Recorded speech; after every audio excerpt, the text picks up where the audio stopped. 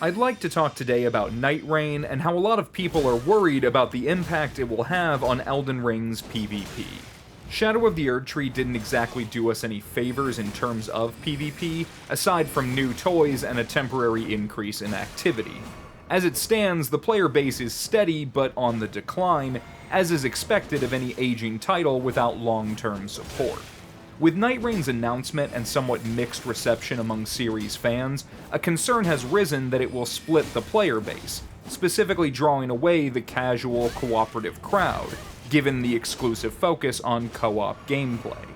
Invasions can only thrive if there's an active player base to invade, so it's pretty understandable that those invaders would be concerned. As an avid invader myself, it's not something I'm particularly looking forward to. Elden Ring has pushed my love of invasions to its limit by making it take an unfortunate backseat to every other aspect. With Fromsoft's unwillingness to make any serious adjustments to invasions or the player limit, we've all been left to look to the future for a better PvP experience. Which is where I feel a lot of the hate for Nightreign comes in. No PvP is acceptable in isolation. Not every release needs to have every feature. It may not be for me, but I accept and appreciate that certain games are better off to dedicate themselves to certain aspects. Sekiro was a major success and gave us mechanics that were implemented in the mainline series thereafter. Even though it had no real RPG or PvP elements, it would yield passive benefits. The problem comes in when a game deviates attention from existing PvP. In my previous video, I broke down why I don't think Nightreign qualifies as slop, despite my disappointment with its direction. While I feel my point was well-founded, the feedback was mixed, with many absolutely sick of where Elden Ring has taken Fromsoft and seeing Nightreign as proof of their absolute degradation. Nightreign, while much less interesting than Elden Ring, still stands above the mark of slop for me, at least for now. But I have to admit, I'm in that hater camp in a lot of ways when it comes to Elden Ring broadly. As much as I love Elden Ring, just as I love every Souls game, it's probably my least favorite for several reasons.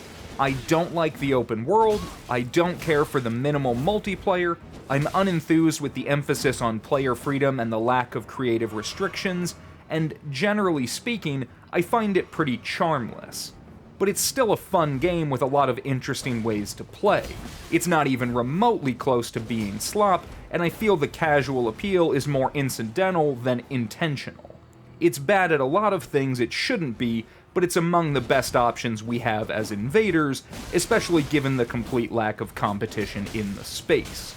And it's Elden Ring's position as the current PvP title that Nightreign stands to harm. Activity is the best thing Elden Ring has going for it. Currently averaging somewhere between 30 and 40,000 players on Steam alone, Elden Ring is nothing if not the most active Souls game. Of course, that player base is split between the standard game and seamless co-op, but the fact remains that I am able to find invasions with acceptable consistency depending on the time of day. Of those thousands of players, how many will be playing when Nightreign hits? There's no doubt not everyone will leave, given Nightreign's polarizing reception, but it feels safe to say we're in for a measurable dip. And to be fair, I'll be playing Nightreign when it launches, despite my dedication to PvP. A little variety won't hurt after 3 years of Elden Ring, and I'm curious what they can do with such a limited game mode. And I'm sure there are plenty of other invaders who feel the same.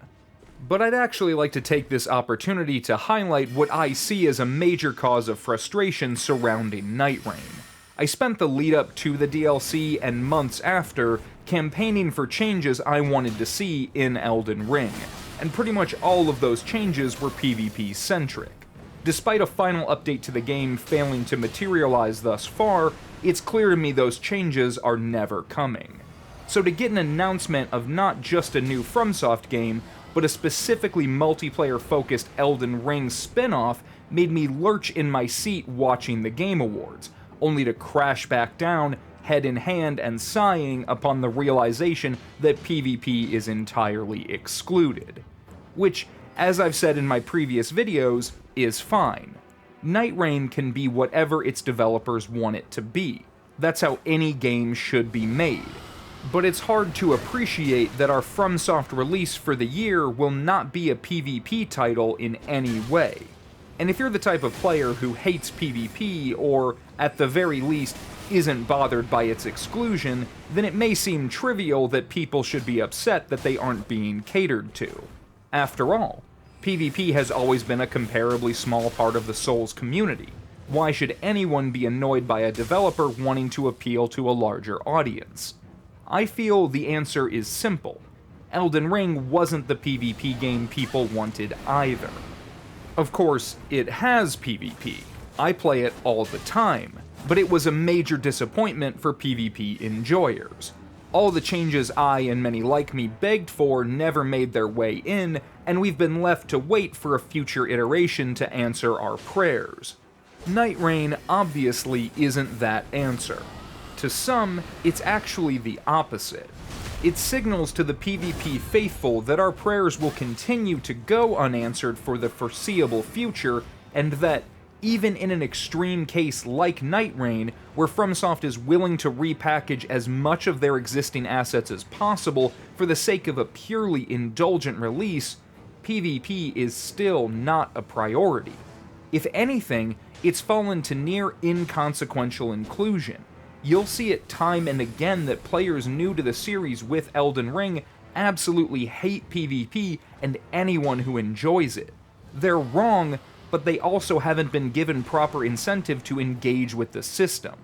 I invade in Elden Ring because I love to invade, and Elden Ring is the most active title, not because Elden Ring is the best for invasions.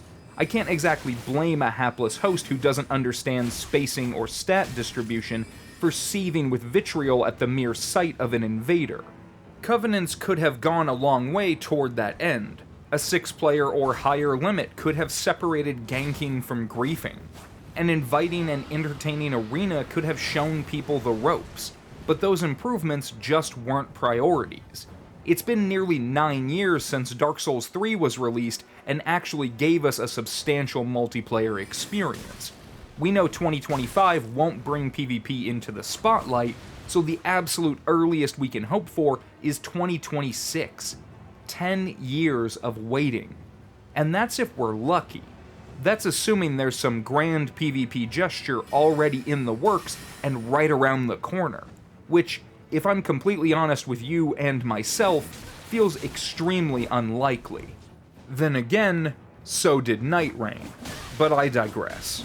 Souls PvP has become a joke on everyone who participates. There are those who nobly continue because they just love it that much, and there are those who have abandoned it because they can't stand the neglect. Both are reasonable in their own right, and both deserve better. It is my sincere hope that Nightreign sets a positive precedent for Fromsoft to experiment with genres.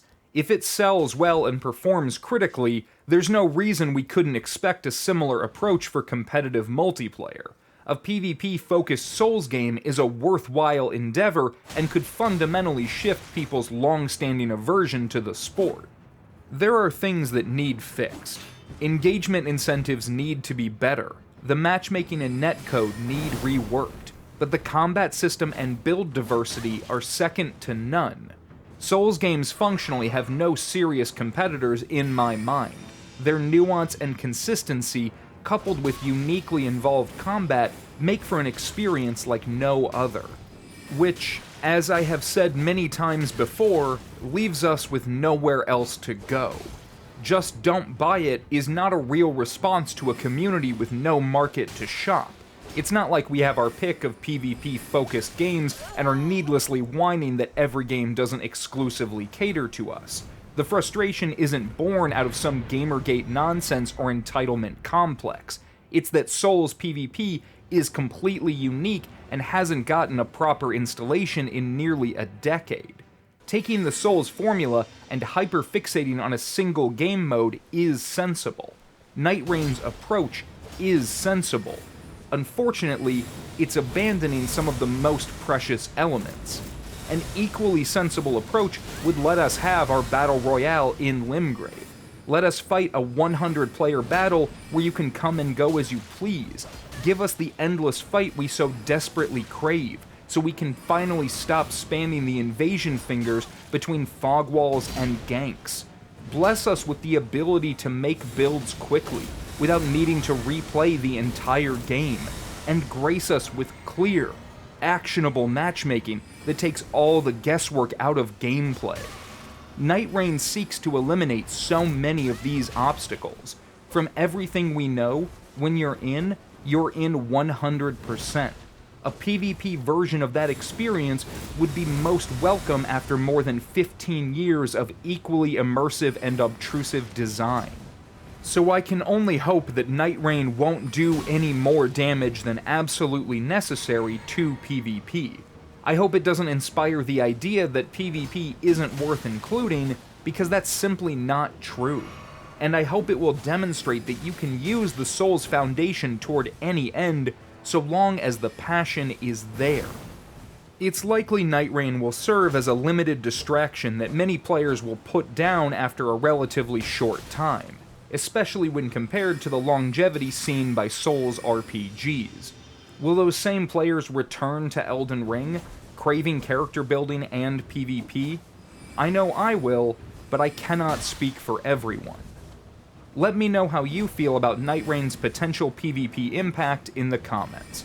And if you have any recommendations of other PvP titles that might pick up the slack between now and the next true Souls release, I'd love to hear them.